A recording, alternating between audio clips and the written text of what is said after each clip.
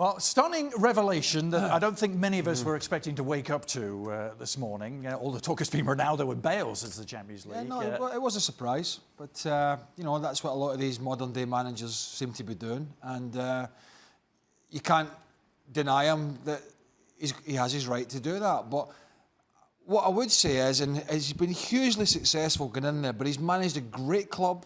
He's managed with great players, but he's managed them well. But I still think he needs to be judged when he goes somewhere else if he can pick a team up with the scruff of the neck. As to the reasons as to why he's resigned now, do you take him at his word, what he's saying? I don't understand the word he was saying. Well, he basically said, I think it would be difficult to continue winning if I stayed. I mean, that was quite stark. So, I mean, I look at people like Ferguson, and I look at people even like Wenger. It was going to be difficult for them to keep winning, but they hung in there and they dug it out and they rebuilt, particularly Ferguson. I sympathise. You saw Pep Guardiola walk away from Barcelona after 4 years and unprecedented success himself. Now Zinedine Zidane has taken him an even shorter period before he just gets worn out. And I think clubs like Real Madrid can do that to you. And I thought it was also key that he stressed he's not tired of coaching. He thinks he can go on and keep coaching. Yet still, he's walking away from arguably the biggest job in world football. That says that it's more than what happens on the field. It's about so much more, and it's just wore him down. 9 titles as we bring in Gab Marcotti out of the 13 he could have won in his, what wasn't even 3 full years, was it, Gab? The basic question, why, and why now? Well, I think he alluded to it. You know, he was careful. He said he's not tired of coaching. He did use the term that he was a bit worn out at this stage. But I think, the answer was there plain in front of our faces. He went through a season where he saw the gap with Barcelona in the league. He saw the performances in the Champions League where, of course, they won in the end, but, they were outplayed for long stretches against Bayern, against Paris Saint-Germain. They lost at home to Juventus. And I think he asked himself, okay, so what's ahead? And the indication is that what's ahead is a rebuild.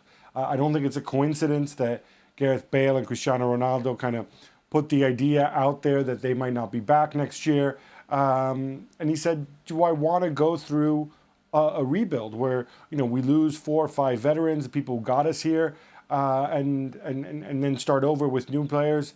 No, I don't think I want to do that. And to what Craig said about judging him versus Ferguson and Wenger, that may be true, but I really don't think Zinedine Zidane thinks of, oh, gee, I better stay here so I can be one of the greatest managers ever. I really don't think that's his measuring stick or that he cares. He's Zizou. Yeah, but I'm not suggesting he cares what anybody thinks, Gab. What I'm saying is there are so many people who have come out there putting this guy on a pedestal for the success that he's had, and he has had success. But for the very reasons you mentioned there, Gab, about he doesn't want the rebuild and he doesn't. The great managers have really put themselves up for the battle through thick and thin.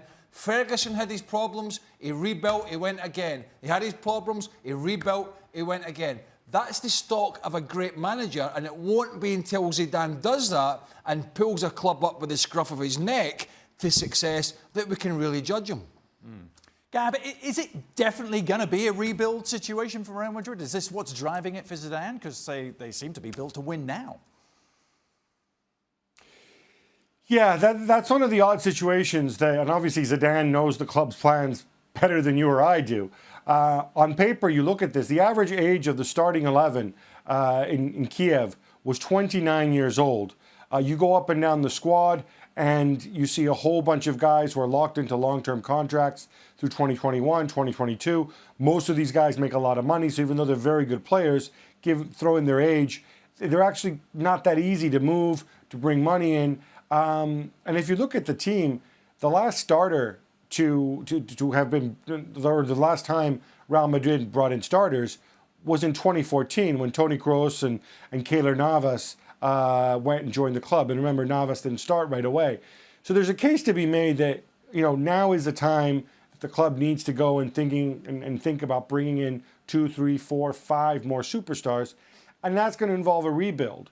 And I think he also looked around and again saw some of Bale and Ronaldo's antics after the Champions League final and said, do I really want to be a part of this again, go through this process, or have I kind of proven my point and now try and experience elsewhere? Well, not many managers have got to leave Real Madrid on their own terms. In fact, you have to go back to Fabio Capello at his first spell for the last to leave of his own will. The odds for the next manager, of course, this is going to be dominating our conversation for quite some time now. Interesting that Pochettino is amongst the bookies. He's not the favourite. If you look at the latest odds, Gab, Arsene Wenger at 5-4 is actually top of the list. What do you make of that? I mean, look, all of this happened so quickly. I certainly take Florentino Perez actually at face value when he says, he first found out about this on Wednesday. I think right now, looking at these odds lists, they're pretty meaningless. Real Madrid have not moved yet. They may have an idea, but nothing's actually happened. Pochettino would certainly be somebody who's, I think he's made it clear he'd love to go back to Spain, but you have the big hurdle of that big contract he signed with Tottenham, and obviously the need to go and negotiate now with Daniel Levy, which is never easy. Arsene Wenger obviously is available. Strong suggestions they might go for an internal solution. Somebody like Guti, who obviously spent more than 20 years at the club as a player, going back to his time in the youth academy, and who for the last 5 years has been coaching at youth level. And of course, like Zidane, he was a part of those Galactico teams. So they have different options in front of them. I think going for an external candidate, I don't think there's an obvious choice.